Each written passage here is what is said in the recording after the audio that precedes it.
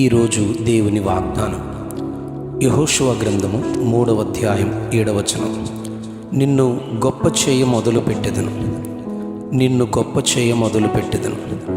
అప్పుడు యెహోవా యెహోషువతో ఇట్లనెను, నేను మోషేకు తోడయుండినట్లు నీకును తోడయుందునని ఇశ్రాయేలీయులందరూ ఎరుగునట్లు నేడు వారి కన్నుల ఎదుట నిన్ను గొప్ప చేయ మొదలుపెట్టెదను. ఈ ధ్యాన వాక్యము నాయకుడైన యెహోషువ వ్రాసిన గ్రంథములోనిది. మోషేను నమ్మకముగా వెంబడించిన శిష్యుడని యెహోషువ కొరకు తప్పక చెప్పాలి. మోషే చనిపోయినప్పుడు అతడు 120 సంవత్సరముల వయస్సు గలవాడని ద్వితీయోపదేశకాండం 34వ అధ్యాయం 7వ వచనంలో చెప్పబడింది. మోషే తన చేతులను యెహోషువ మీద ఉంచియుండెను గనుక అతడు జ్ఞానాత్మపూర్ణుడాయను అని ద్వితీయోపదేశకాండం 34వ అధ్యాయం 9వ వచనంలో చెప్పబడింది.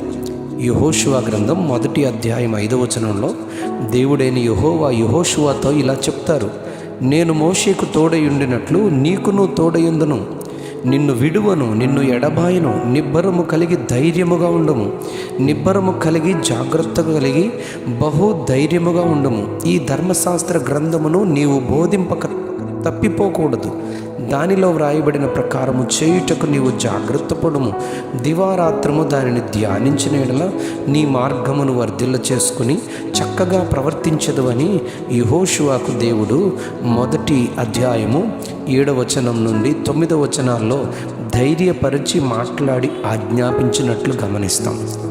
యెహోషువ గ్రంథం 3వ అధ్యాయం 7వ వచనంలో మరొకసారి యెహోషువతో దేవుడు, నేను మోషేకు తోడయుండినట్లు నీకును తోడయుందును, నేడు ఇశ్రాయేలీయుల అందరి కన్నుల ఎదుట నిన్ను గొప్ప చేయ మొదలుపెట్టెదనని చెప్పి ఇశ్రాయేలీయులందరూ చూస్తూ ఉండగా సర్వలోకనాథుడగు నిబంధన మందసము మోయు యాజకుల అరకాళ్ళు యోర్దాను నీళ్లను ముట్టగానే పైనుండి పారు నీళ్లు బహు దూరమున సారేతును నొద్దనున్న ఆదామను పురము నొద్దకు దగ్గర ఏకరాశిగా నిలిచిపోయినట్టు మనం గమనిస్తాం.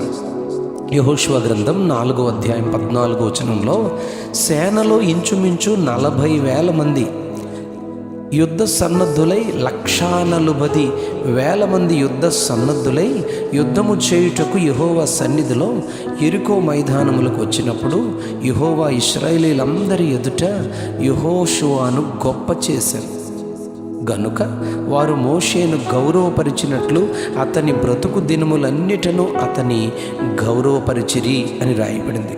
యెహోషువ గ్రంథం 6వ అధ్యాయం 20వ వచనంలో యెరికో పట్టణమును స్వాధీనపరుచుకునే విషయంలో యెహోవా సెలవిచ్చిన ప్రకారము యెహోషువ సైన్యమును నడిపించి 6 దినములు మౌనంగా యెరికో పట్టణము చుట్టూ రోజుకొకసారి చొప్పున తిరిగి 7వ దినము 6 సార్లు మౌనంగా 7వసారి గొప్ప శబ్దంతో బూరలు ఊదుతూ యాజకులతో కలిసి దేవుని స్తుతిస్తూ తిరిగినప్పుడు యెరికో కోట గోడలు కూలిపోయినట్లు చరిత్రలో చెప్పబడింది. అలాగు వారు యెరికోను స్వాధీనపరుచుకునడానికి యెహోషువ నాయకత్వంలో వారిని దేవుడు బలపరిచినట్టు మనం చదువుతాం. 6వ అధ్యాయం 27వ వచనంలో యెహోవా యెహోషువకు తోడయుండెను గనుక అతని కీర్తి దేశమంతటను వ్యాపించెనని చెప్పబడింది. యెహోషువ గ్రంథం 10వ అధ్యాయం 12వ వచనంలో యెహోవా ఇశ్రాయేలీయులందరి ఎదుట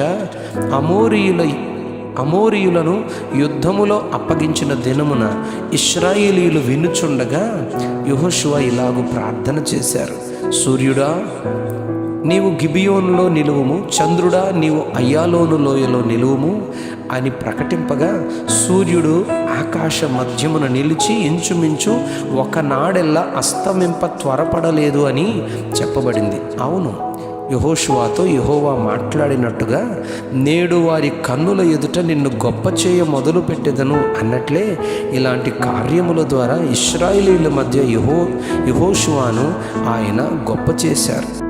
అగ్ని మధ్య షడ్రకు మేషకు అబేద్నెగోలను ఆయన అగ్నిగుండములో 4వ వానిగా సంచరించి అగ్ని బలమును చల్లార్చినప్పుడు షడ్రక్ మేషక్ అబేద్నెగోలను దేవుడు ఘనపరిచారని మనం గమనిస్తాం. సింహముల బోనులో దానియేలును వేసినప్పుడు సింహముల నోళ్లకు దానియేలును అప్పగించక దానియేలును ఆ రాత్రి కాపాడినట్లుగా, దానియేలును ఘనపరిచినట్లుగా, గొప్ప చేసినట్లుగా చదువుతాం. అవును, ఆయన మాటను, ఆజ్ఞను అనుసరించు వారి జీవితాలలో దేవుడు ఎన్నో గొప్ప కార్యాలు చేసి తన జనులను, సేవకులను గొప్ప చేయును. అలాగున మనమును ఆయన ద్వారా గొప్ప చేయబడుటకు, ఆయన సన్నిధిలో ఆయనకు విధేయులుగా జీవిస్తూ, వాక్య ప్రకారముగా నడుస్తూ గొప్ప చేయబడుదుము గాక. Amen, amen, amen. నిన్ను గొప్ప చేయ మొదలు పెట్టెదను. ఆమెన్.